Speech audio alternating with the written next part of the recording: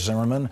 Now he has two. Joining the Zimmerman defense team as co-counsel is Hal Uhrig, a criminal defense attorney who became a television analyst in the local Florida coverage of the Casey Anthony trial. Uhrig is a former Gainesville, Florida police officer and a former Florida assistant attorney general. He joins Craig Sonner, the highly peculiar lawyer who has been representing George Zimmerman without ever having met his client. Craig Sonner is the lawyer who fled our studio in Florida last week just before doing a scheduled interview on this program.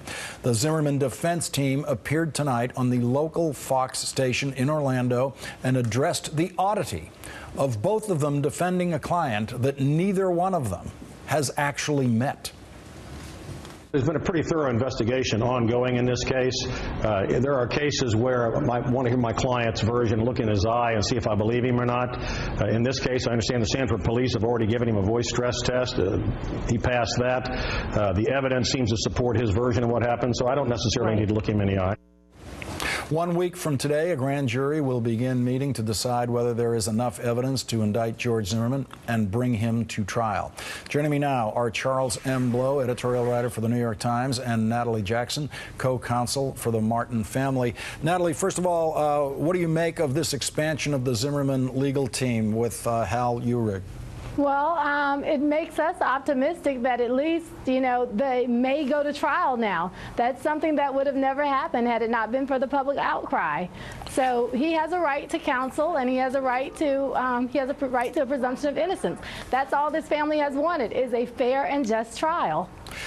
Charles, Craig Sonner, the first lawyer in the case, was clearly in way over his head. He had never handled a homicide case before. You could tell in his television appearances that he just wasn't accustomed to handling anything of this weight.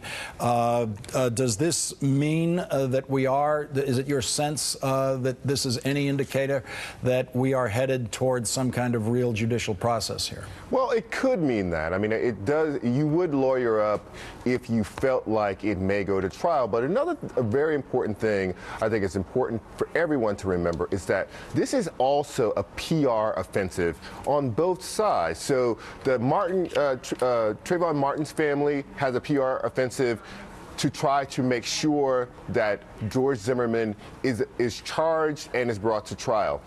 The Zimmerman family has another PR offensive, which is to make George Zimmerman innocent in the public view, because what you have to remember is, what if George Zimmerman is not charged? What if he is charged but not convicted? He still has to live out the rest of his life. And so what the family would want to do is to have that be in a public that believes his side of the story, aside from what happens in a courtroom.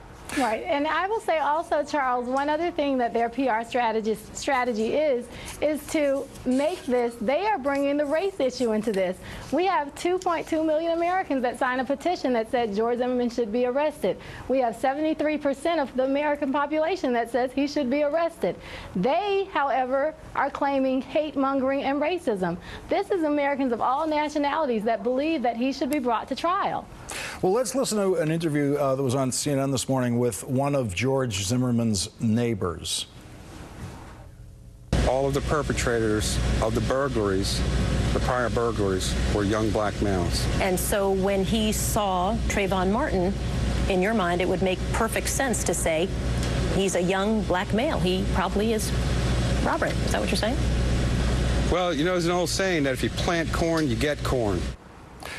Natalie, that's one of Zimmerman's defenders, public television defenders. Now, this place where Trayvon was walking is a 20% black settlement, gated community. It's 20% black. It's not like there's one black family there. It's 20% Hispanic. It's only 50% white. They're trying to suggest that there's something peculiar in a 20% black gated community to see a black person walking. And that's what racial profiling is, and that's what we have to address in this country. No one on this team and no one in this camp and supporters of this camp support any type of racial division. We have not mentioned that. We have never talked to George Zimmerman. I cannot tell you if he's a racist. What we do know is that he found Trayvon Martin suspicious because he was black, wearing a hoodie, and walking slow, according to his own words. That is racial profiling, and that's what we have to address, and that's what America needs to address to maintain the integrity of Americans. Charles, Zimmerman's friend there just seemed to confirm that really, you didn't need anything more than black skin to be worthy of the highest level of suspicion. Listen, Mr. Taffy is getting me hot under my collar. I mean, it was hard for me to even listen to that about planting corn. George Zimmerman did not blast a hole through a cob of corn. He blasted a hole through a young man who was 17 years old, who was buried on March 3rd and will never get to be a day older than 17 years old. You cannot, no person can be condemned for the sin of another person. I don't care if 6 or whatever was 7, maybe there were burglaries, and if they fit that profile, that does not give anyone the right to profile Trayvon Martin or anyone else who looks like the person who committed that crime, and it definitely does not give you the right to shoot them in the chest. What we need to find out is whether or not there was a reasonable rationale for George Zimmerman to shoot Trayvon Martin. That is the only thing that is important to this case. Everything else has to be put to the side. I don't care about the burglaries.